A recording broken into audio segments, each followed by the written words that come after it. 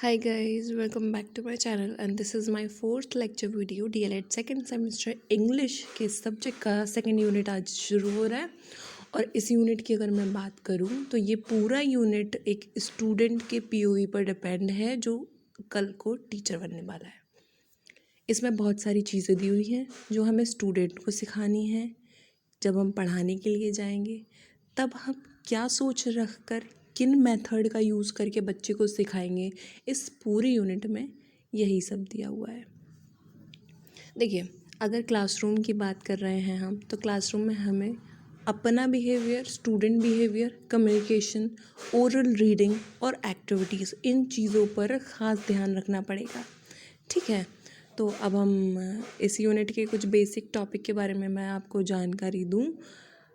सबसे पहले ऑब्वियस सी बात है, जब आप सिखाने के लिए जाओगे बच्चे को तो आप अल्फ़ाबेट से स्टार्टिंग करते हो, है ना। एकदम से थोड़ी सिखा दोगे। इंग्लिश सब्जेक्ट की बात हो रही है तो आप सबसे पहले अल्फ़ाबेट सिखाओगे।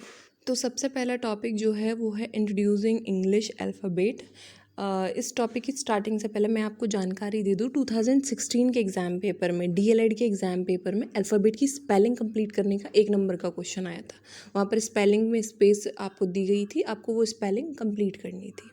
तो आपको ये चीज़ खास ध्यान रखनी है, इस इंग्लिश के पूरे एग्ज़ाम पेपर में बड़ी बड़ी स्पेलिंग जो होती हैं उन पर थोड़ा सा ज़्यादा फोकस कर लो, क्योंकि इस तरीके का क्वेश्चन हर साल एग्ज़ाम पेपर में देते हैं, लगभग 2 से 1 नंबर का। ठीक है, तो अगर अल्फ़ाबेट सिखाने की सबसे पहले बात आती है, क्योंकि आप एकदम से स्टार्टिंग करोगे तो सबसे पहले अल्फ़ाबेट बच्चों को सिखाओगे। तो अल्फ़ाबेट सिखाने के लिए आप किन स्टेप, किन मेथड का यूज़ करोगे, इस तरीके के क्वेश्चन आपको एग्ज़ाम पेपर में मिलेंगे। ठीक है, तो इंट्रोडक्शन अल्फ़ाबेट में आप सबसे पहले बच्चे को कैपिटल अल्फ़ाबेट का नॉलेज दोगे। कैपिटल लेटर जो होते हैं कि A इस तरीके से बनता है, B इस तरीके से बनता है। इसके अलावा आप ऑडियो वीडियो मेथड का यूज़ करेंगे, जहाँ पर स्क्रीन पर बच्चा ये चीज़ देख पाए किस तरीके से A बनता है।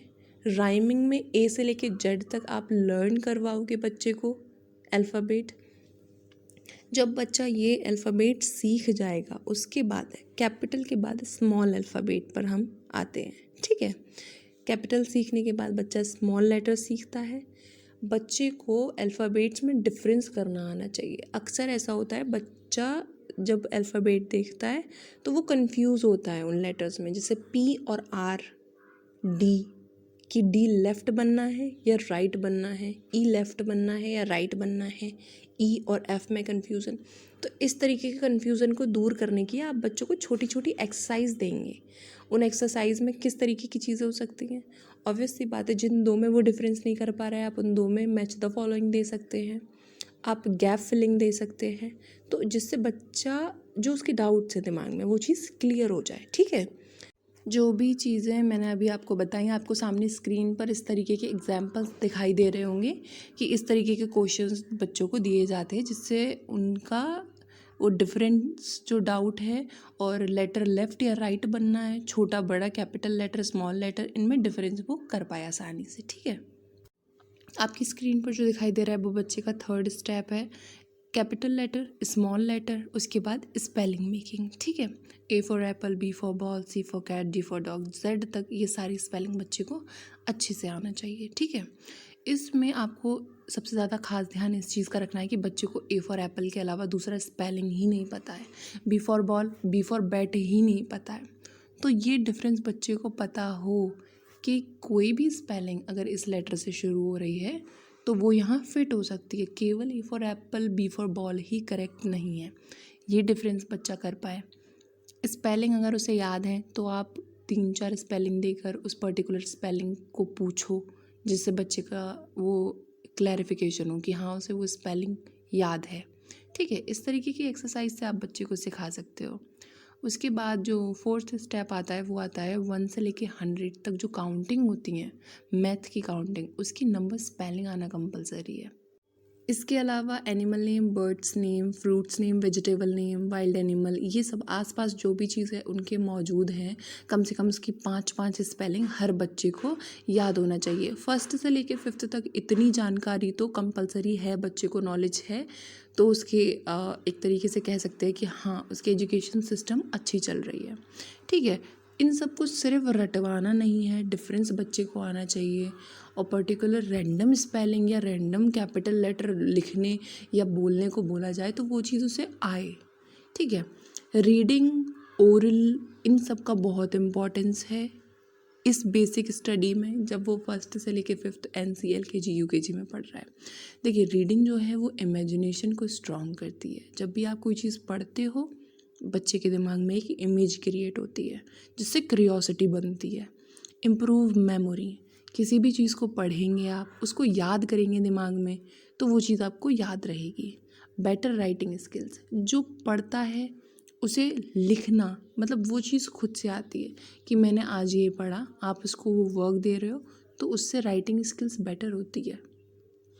इंक्रीज वोकेबलरी, नए नए वर्ड मीनिंग सीखेगा डेली जब रीडिंग करेगा तो।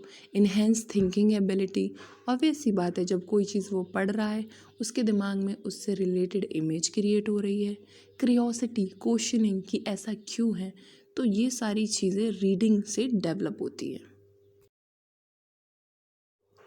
अब अगर हम राइटिंग स्किल्स की बात करें, क्योंकि रीडिंग सिखाने के बाद पहले बच्चे को आप ओरली ही ट्रीट करते हो, लिखाना एकदम से स्टार्ट नहीं होता। पहले बच्चे की एक तरीके से मौखिक क्लास ही ली जाती है, उसके बाद वो राइटिंग पर आता है।